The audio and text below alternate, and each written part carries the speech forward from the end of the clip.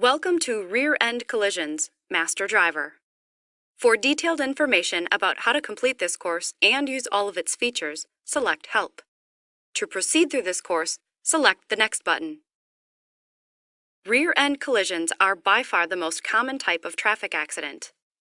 They account for more than 18% of all truck crashes, which adds up to more than 72,000 trucks involved in rear-end crashes each year.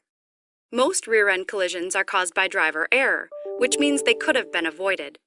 The consequences of being in a rear-end collision can be severe, ranging from a fine, to losing your CDL, to causing an injury, to causing a loss of life, depending on the severity of the situation. This course is designed to help you understand where and why most rear-end collisions occur, and how to avoid them when possible.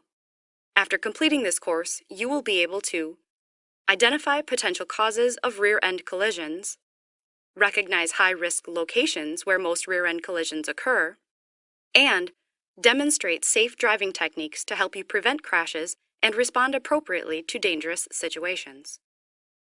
Before we get into the details of this course, let's first see how much you already know.